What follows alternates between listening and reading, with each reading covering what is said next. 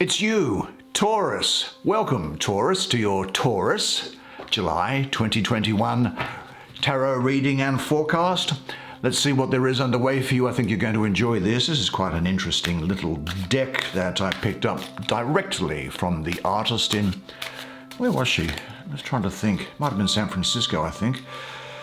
It was some time ago. I haven't used it for a while, but let us see what it has to say. Now, the last time I did use it, I just did a little meditation myself. And normally I don't do anything for myself with tarot because it says it throws up all sorts of supposed problems that are going to be happening in my life. So unfortunately, this is not a gift that I can use for myself or for anybody that's close to me. But we're going to pick 5 cards now because 5 is all we need to work out what's going to be happening for you. You know that from our previous readings, and it's great to see the subscribers back again. My love and affection to you as always. One off the top, the 6 of Cups, one off the bottom, the 4 of Cups, something from in the middle, the 10 of Swords, something from over here, the Princess of Cups, very interesting. And what might this one be?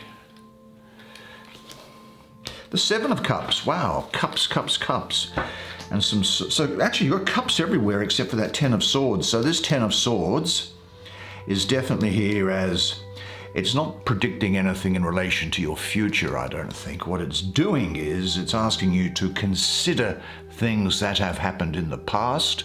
And if things happen again, just be aware of the fact that you do survive and you know how to adapt to things, and you have grown stronger and stronger each day. In any event, why don't we get into it? Come and sit down next to me, have a good close look at the imagery on these cards with me while together we look at them and I'll do the reading for you. Okay, can you see those? By the way, if you would like to have a personal one-on-one reading with me, just check out the information in the description box below. But have a look at the website in any case, because I think you'll find a lot of information there that's interesting. I'm going to look first at this Princess of Cups. Here she is, the Princess of Cups. Now, what do you have to tell me, my darling? What do you have to say today? Well, I think a lot of Scorpio around here, a lot of Libra, a lot of Sagittarius. Those people may be important to you during this period here. This is a young woman, very gracious, voluptuous, sweet, gentle, kind, and very romantic and dreamy. The princess represents the earthy part of water, esoterically, and it has its part, therefore, in the faculty of crystallization, of making things happen. She represents the power of water to give substance to idea, to support life, and to form the basis for chemical combinations which produce all things and all life. Now, the character of the princess is infinitely gracious, all sweetness, all voluptuousness, as I say, all gentleness and all kindness. But as far as her character is concerned, she lives in a world of romance, and this is a very emotional set of cards for you this month, Taurus. Now, superficially, she might be thought to just be living in a perpetual dream of rapture, and she might be thought to be selfish and lazy. But this is a false impression of her, I think, because she goes about her work silently and effortlessly. This is talking about emotional freedom. She is the princess of the palace of the floods, and it's also talking about the conquering of jealousy and of trust in the self. She is a romantic person, and I think that you will be very romantic during this period, and gentle and kind. And she has a depth to her because I get the real sense of the ocean around her. In fact, if I were to assign an ocean to her, it would be the Pacific Ocean, so people from the Pacific or living on that west coast of the US may have a particular engagement with this. She can be a dreamer sometimes and not engage in life, and she lives in a world of romance. She is dependent on others, and this is saying that it is quite okay for you to be dependent on other people at this time.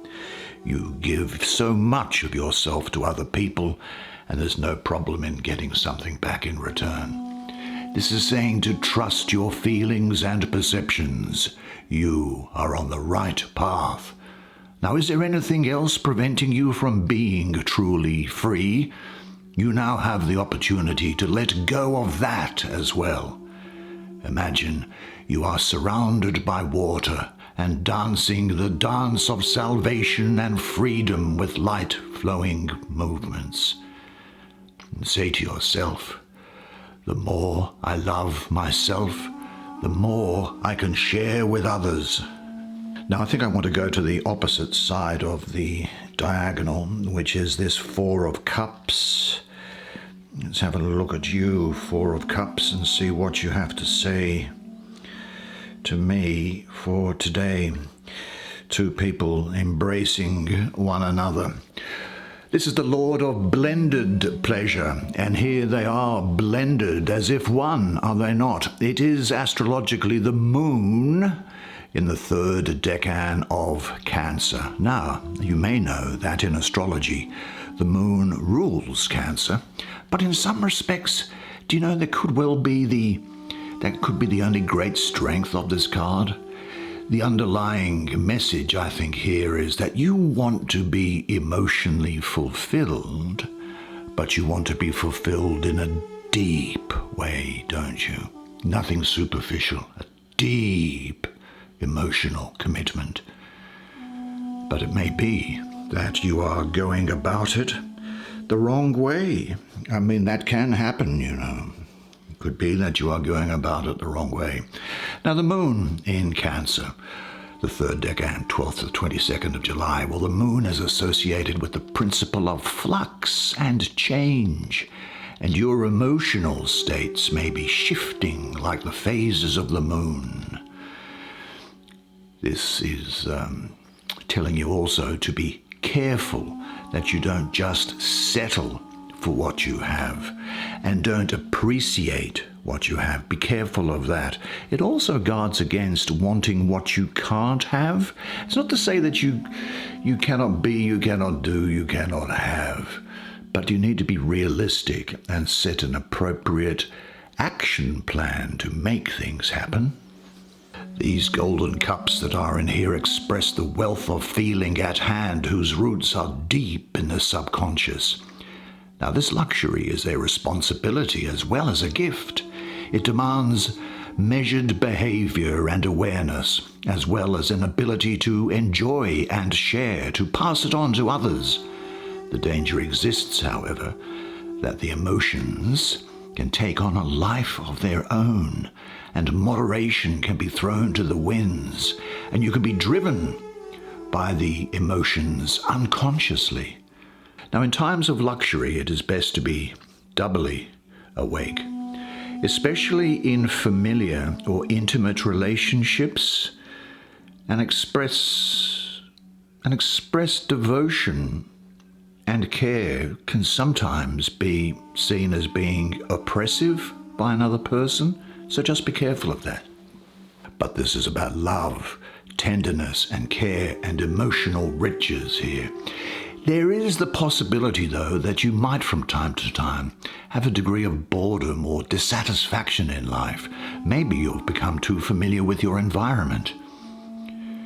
Sometimes you might look to material things to put into the holes of your happiness. You might seek temporary pleasure as an escape for feelings of discontent. And this can sometimes lead to substance abuse, I've got to say it. But this does remind you to realize what you do have and appreciate it, because as you know, very many other people are worse off than you. This is saying that you are being given much love and devotion. Enjoy it without becoming dependent on it. Are you in any relationship in which you feel restricted? Are you expressively devoted to someone? Say to yourself, I enjoy being with that person, full of thankfulness and joy. Now, where shall we go? I got to say the first card here, I'll get to that in a second. It shows the emotional fulfillment that you will be having. But I did want to look at this one here just first. And here we have a woman seemingly at the bottom of the ocean, cowering, defeated almost, and the fish keeps her alive. She seems somehow to have been, well, crushed by love and emotion, because this is the Lord of illusionary success. It is Venus ruling the third decan of Scorpio. And in the number 7 here, I have a mystical association with the planet of Venus as well. That is the planet of love and of beauty. Now, Venus is the planet of love, and Scorpio is about intensity and in-depth transformation and exploration of yourself and others. But Venus doesn't have any handbrake applied here. Venus is in detriment in Scorpio, and so it can't express its sensitivity and emotions properly. Instead, they can be channeled into negative addictions and intensity, which is the darker side of Scorpio. It implies that you could indulge in excess reactive behavior due to something that has affected you deeply and changed you in a way which throws up its own set of problematic issues, behaviors, and ways of looking at yourself and the world. This energy here, this card, to me, represents the working of Venus in the sphere of the mind, where her influence is by no means clear-sightedness. You believe what you want to believe when you are under the influence of Venus. Now, very often, feelings of illusory success may come about from love. But I say this, that when love beckons you, follow him, though his ways are hard and steep, and when his wings enfold you, yield to him, though the knife hidden among his feathers may wound you. And when he speaks to you, believe in him, though his voice may shatter your dreams as the north wind lays waste the gardens, doesn't it? Even as love crowns you, so shall he crucify you. Even as he is for your growth, so he is for your pruning. Even as he ascends to your height and caresses the tenderest branches that quiver in the sun, so shall he descend to your roots and shake them in clinging to the earth. Like the sheaves of corn, he gathers you unto himself. He threshes you to make you naked. He sifts you to free you from your husks. He grinds you to whiteness. He kneads you until you are pliant, and then he assigns you to his sacred fire that you may become the sacred bread for God's sacred feasts. Love doesn't give anything but itself, and it takes nothing but from itself. Love doesn't possess, nor would it be possessed, for love is sufficient unto love. And when you love, you should not say, God is in my heart. Rather, I am in the heart of God. And don't think that you can direct the course of love, for love, if it finds you worthy, it directs your course, and be thankful for that. Well, shall we have a look at the Lord of Pleasure? Why not?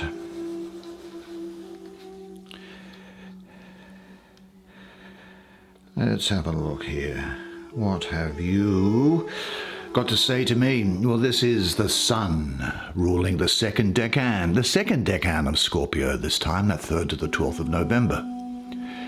Now, here we have a double dose of the Sun, because I have a mystical association in the number 6 here with the Sun.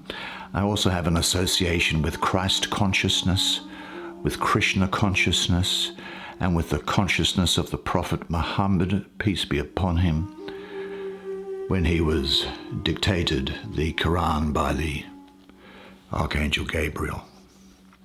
Now, this double Sun, though, it reveals what Scorpio wants to hide. Now, when you have the Sun in Scorpio like this, there can be lust, enjoyment, pleasure in sexual relationships, a rich exchange of sexual and heart energy and emotional renewal. But this pleasure is a kind of pleasure which is completely harmonized, you know?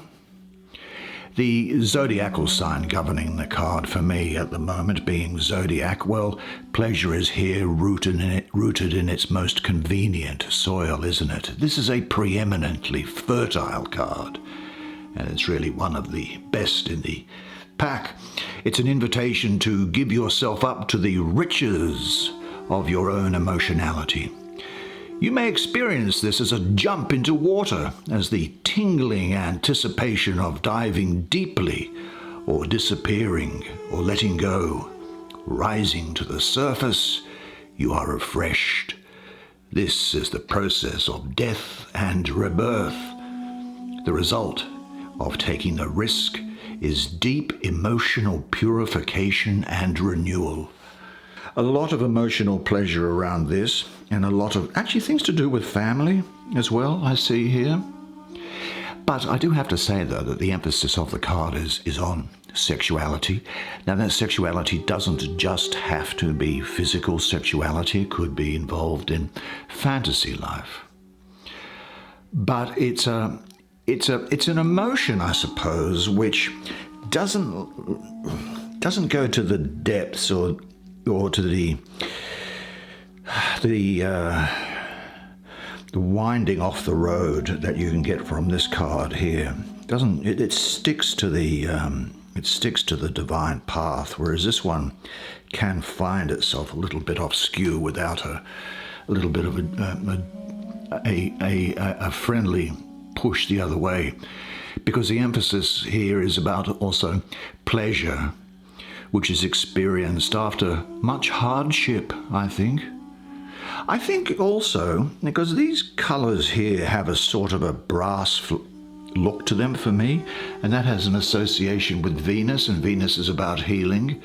So I think you may be undergoing a period of healing and transformation, but the emphasis is on a relationship, or on the desire to have a relationship that will improve both the individuals, where the whole is greater than the sum of its parts. So enjoy now all which life gives you. This is the best way to express your gratitude. Are you holding on to old beliefs which prevent your enjoyment of pleasure? Enjoy your own emotional wealth and share it with someone. And say to yourself, I'm now open to a partner or my partner with whom I can share the joys of love on all levels. Well, let's have a look, shall we, at this final card, which is the 10 of Swords.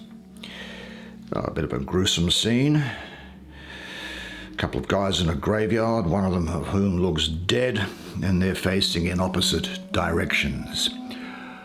Well, astrologically, this is the Sun ruling the 3rd decan of Gemini, the 12th to the 20th of June. Now, here, the Sun in Gemini is difficult, as Gemini disperses the energy of the Sun, and it disperses your focus. The focus is entirely on the intellect here, and it's unstable. Now the 10 is about to go into the next suit, incidentally, which is the energy next through will be into the Ace of Discs, which is about great prosperity and opportunity and potential for increasing material and emotional well-being. Now there is something which is going to go on which is going to make you a bit miserable, I think, which you'll have some sort of, maybe a slight sorrow over. But you know, the angel which is associated with this energy is the angel Kaliel, one of the 72 names of God. And there is a book in the Old Testament, or Hebrew Bible, known as Psalms. And I'm sure it's Psalm 35, verse 34, which says, "Take up my cause, O Lord, my God, as you are beneficent, and let them not rejoice over me." Now, you invoke this for assistance in the face of some adversity. What this will do is it allows knowledge of truth to surface and innocence to triumph, abundance and fruitfulness will fill your being. There's also a power of procreation associated with this. And sometimes we speak of our sorrow. But I'd say this to you, that you know that your joy is simply your sorrow unmasked, and the same well from which your laughter rises up was often filled with your tears. And how else can it be? The deeper that sorrow carves into your being, the more joy you can contain. Isn't the glass that holds your wine the very glass that was burned in the glazier's oven? Isn't the cello that soothes your spirit the very wood that was hollowed with knives? And when you are joyous, look deep into your heart, and you will find that it is only that which has given you sorrow that is giving you joy. When you are sorrowful, look again in your heart, and you shall see that in truth you are weeping for that which has been your delight. Now, some people will say joy is greater than sorrow, and other people will say, no, sorrow is the best. But I say that they are inseparable. They are two sides of the same coin. Together they come. And when one sits alone with you at your table, remember that the other is asleep on the couch in the next room, ready to come in. Well, what a particularly fascinating spread of cards for you this month. That's the way it is for you this month. Gee, I'm a bit exhausted after that. I don't know how you feel. That was great. I really, it's kind of draining though, isn't it, this business? I really enjoyed doing that for you, and I'm glad that you were able to participate along with me. It's been great to do it with you, and I'm looking forward to more in the future. But until that time, remember this, and remember one thing only, and it is that you are a legend.